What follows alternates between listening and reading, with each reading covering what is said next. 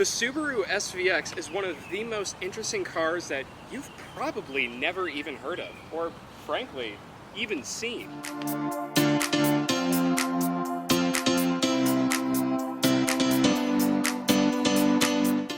Originally this week, I was planning on filming a video with my project car, my Volvo V70 Cross Country. However, it hasn't had a front bumper for about a month, and the parts don't seem to be coming anytime soon due to the COVID crisis. But luckily, I have cool friends with even cooler cars. Not bad. First, I'd like to thank my friend Hugh for letting me borrow his Subaru SVX to film this week, and as I believe it's one of the best examples of a Subaru SVX in the country. Though, cosmetically, it's a little bit rough. It's got quite a unique modification that makes it very special amongst SVXs. However, before we dive into what makes this particular SVX unique amongst the already unique SVX, I'd like to talk a little bit about the SVX's history. It was initially debuted at the 1989 Tokyo Motor Show as a concept designed by Giorgetto Giugiaro. Its most unique styling feature is this glass canopy created to look a lot like an aircraft. There are no exterior pillars on this car. The glass is bonded directly to all of the pillars on the outside, creating this very unique, seamless look, and its very iconic double window design. By the time this car made it to production, there were very few changes, at least from the initial concept design. And it, frankly, is pretty stunning. I absolutely love the way these things look.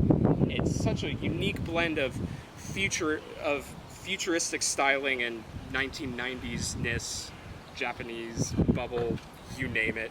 It's so unique, it's so different, you don't see anything else like this on the road. When the SVX was debuted, it was meant to compete with legendary cars such as the Toyota Supra, the Mazda RX-7, and the Mitsubishi 3000 GT. So Subaru threw almost all of their resources at this car to make it absolutely phenomenal. However, there was an issue. Subaru launched this car in 1992, which coincided perfectly with a global recession. It is affectionately known as one of the many Japanese bubble cars. Very beautifully engineered, beautifully made, but incredibly expensive. Back in 1992, the next most expensive Subaru was the Legacy sedan at $8,000. This was $25,000. Nobody in their right mind was going to buy this. It wasn't as fast as the Supra or the 3000 GT. It only had 230 horsepower. It wasn't available with a manual transmission. It only came in all-wheel drive, or if you wanted to spend a little bit less money, front-wheel drive. And nobody bought it, which frankly is kind of sad. Because of this, the Subaru SVX was a sales flop. It was sold in the US between 1992 and 1997. However, Subaru sold so few of these and lost so much money on this project that they never even dared to enter the GT market again. And unfortunately, because of its drivetrain and relative just perception, nobody's really modified these cars. They're not necessarily a great platform to modify, and so they've kind of been forgotten. However, this particular one is unique. So my friend Hugh, who purchased this car about 6 months ago, actually found it in a Drive.com article. He's always loved the SVX as well as I, and he always wanted to own one as his attainable dream car. He found this car on a Thursday night. Friday he called the seller, and Saturday we drove over 900 miles in order to pick up this rather unique example. Hopefully you can already see what makes this example so unique. It has lots of really unique period correct modifications like these 5-Ziggin wheels, JDM Alcyon heck blend, and clear corners, and it also is sitting on a fantastic set of Seika coilovers, which make it handle really well. But that's not what makes this SVX unique. For that, we're gonna have to turn to the interior. One of the reasons these SVXs were considered such flops were their transmissions. These were only sold with 4-speed automatics and would fail all the time. Subaru was unable to develop a transmission that could handle the incredible 230 horsepower and 224 pound-feet of torque. However, this particular SVX has had that issue fixed. It has had a 5-speed swapped in from a similar vintage legacy turbo sedan, and it absolutely transforms the car. Let's go for a drive. All right, let's see how this thing drives. This is pretty cool.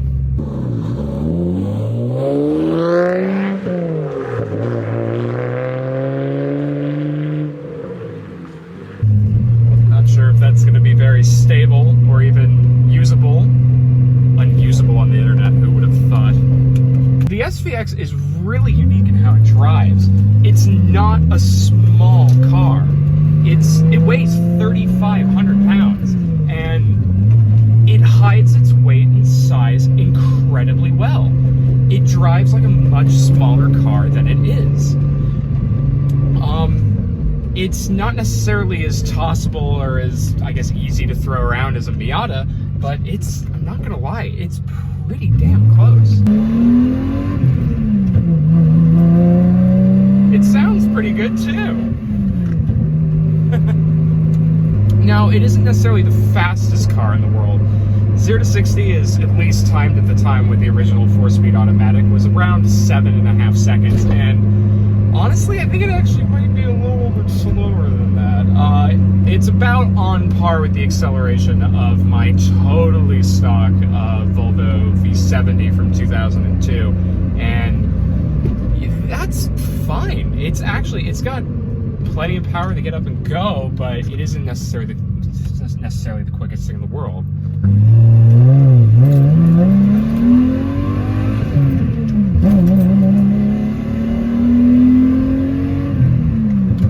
Now, it sounds amazing when it's accelerating. It just isn't necessarily that quick getting there, but it's more than enough, and honestly, I think that's fine. It's actually really refreshing to drive something that's fun at slower speeds. Actually, it doesn't really roll that much either. Again, it's very composed in how it holds its weight, and it drives like it's a much smaller car. One thing though is the seats. They are very comfortable. However, they have almost no bolstering. It's kind of like sitting in a Barca lounger. So if you take a turn a little bit too quick, it's not going to be holding on to you. Now, it's really sad that a car like this doesn't really get that much recognition in the automotive world. And I think it really has to do with modifying these cars, at least now that they're older. There really aren't many options to modify these, and what options there are very expensive. That's why the exhaust on this one is just a muffler delete. It's a common modification amongst SVX owners, but because the real only exhaust options are very, very expensive. But that's one thing that's really cool about the SVX is the owner community. The people who own these cars are very dedicated about keeping them in good shape and in good working order. There's a lot of parts that are unique to the SVX that are actually either very difficult to find or no longer available. One of those things is the radiator. It's almost impossible to find one. However, the people who own them are incredibly kind and are very dedicated in remanufacturing parts to keep these very unique cars on the road. One of the really cool things is that if you have a certain piece of trim that's broken, it's probably already been 3D laser scanned and is available online to 3D print. Like the cup holders are a very rare option that someone in the SVX club has scanned and made the file completely free. So you can go in, download the file, and print new cup holders or replacement pieces of trim. It's so cool, and the people who do own them are very nice in being able to scanning them or recreating new parts and badges, so you're able to actually just 3D print new parts for yourself, which I honestly haven't seen in the automotive community yet. And with rare cars like this, it kind of makes sense.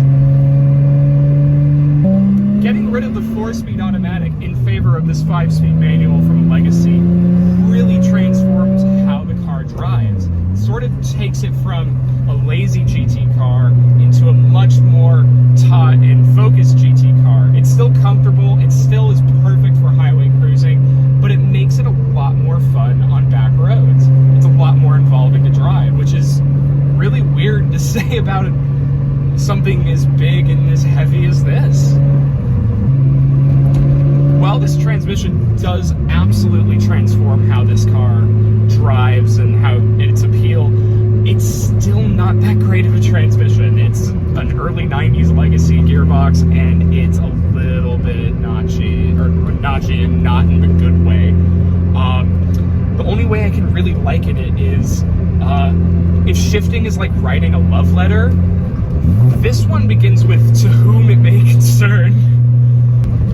For the 1-2 shift, you have to be very deliberate and very delicate. You have to use that same 50% firmness that you use in a handshake with a future employer. Shifting this car right requires a lot of forethought. In a Miata, you can bang away in the gears and it works perfectly. In this, you need to take your time. We were driving it back to Iowa. We found the original window sticker in the glove box along with the brochure. And one of the things the brochure said is that the all-wheel drive system provides tenacious traction. Not sure about tenacious, but I think it's one of the many factors that make this car drive a lot smaller than it actually is. It's a lot more darty than you think. The steering is not quite as precise as you'd get in something, say, like a Miata, but once you point it somewhere, it immediately darts in that direction. It's surprisingly good. This is like the fun, unique alternative if you find the Lexus SC300, the B2, boring. And speaking of Lexus, the interior quality in this car is incredible. This is a 92, which puts it at 27 years old, or 28 years old. And nothing in here rattles. There's no squeaks. There's no weird noises. It's all screwed together perfectly. And the leather's very nice, and there's Alcantara all over the dashboard and on the door handles. It's a surprisingly well-made car. It's a real shame that they didn't sell as many as they could have. It's just, I feel like it could have been a much bigger success if the economy hadn't collapsed. This car's on a very rare set of Sega coilovers, and even with just regular all-season tires, this thing handles so good. There's very little body weight transfer. It just handles like a much smaller car than it is. And I know it's a cliche word to use, but it is definitely confidence-inspiring in corners. It's like the Jekyll and Hyde of cars. It's perfectly happy on the highway doing, let's say, speeds with 3 digits. And also very good and adept to handling back road fun. As much fun as those 2 corners are, or can be. And that's the end now, it's right. Well, I hope you enjoyed this video. I hope I was able to convey why I feel that the Subaru SVX is a little bit underappreciated. If you enjoyed this video, please like and comment on it. Let me know where I can improve, as clearly there's a lot to be improved on. I hope to be videoing more real soon, as we have entered summer during a major lockdown crisis, and I have plenty of time to actually work on my cars and enjoy them, and at least work with my friends on their cars too. So you'll definitely be seeing more of my 2 Volvos, along with another car that may show up, may not, who knows, and of this and all of my friends' cars. So yeah, I guess that's it.